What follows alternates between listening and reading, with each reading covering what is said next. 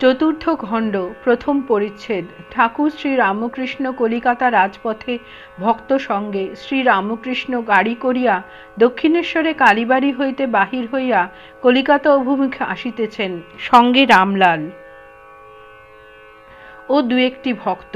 ফটক হইতে বহির্গত হইয়া দেখিলেন চারিটি ফজিলি হাম হাতে করিয়া মণি পদব্রজে আসিতেছেন। মণিকে দেখিয়া গাড়ি থামাইতে বলিলেন। মণি গাড়ির উপর মাথা রাখিয়া প্রণাম করিলেন। শনিবার 21শে জুলাই 1883 খ্রিস্টাব্দ, আষাঢ় কৃষ্ণা প্রতিপদ, বেলা 4টা। ঠাকুর অধরের বাড়ি যাইবেন, তৎপর শ্রীযুক্ত যদু মল্লিকের বাটি, সবশেষে খেলাত ঘোষের বাটি যাইবেন। শ্রী রামকৃষ্ণ মণির প্রতি সহাস্যে, তুমিও এসো না, আমরা অধরের বাড়ি যাচ্ছি। মণি যে আজ্ঞে বলিয়া গাড়িতে উঠিলেন। মণি ইংরাজি পড়িয়াছিলেন, তাই সংস্কার মানিতেন না, কিন্তু কয়েকদিন হইল ঠাকুরের নিকটে স্বীকার করিয়া গিয়াছিলেন যে অধরের সংস্কার ছিল, তাই তিনি অত তাহাকে ভক্তি করেন।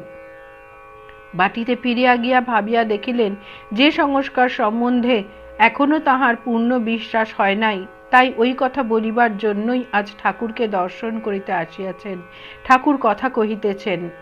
শ্রীরামকৃষ্ণ: আচ্ছা, অধরকে তোমার কিরূপ মনে হয়? মণি: আজ্ঞে তার খুব অনুরাগ। শ্রীরামকৃষ্ণ: অধরও তোমার খুব সুখ্যাতি করে। মণি কিয়ৎক্ষণ চুপ করিয়া আছেন, এইবার পূর্বজন্মের সংস্কারের কথা উত্থাপন করিতেছেন। জয় ঠাকুর।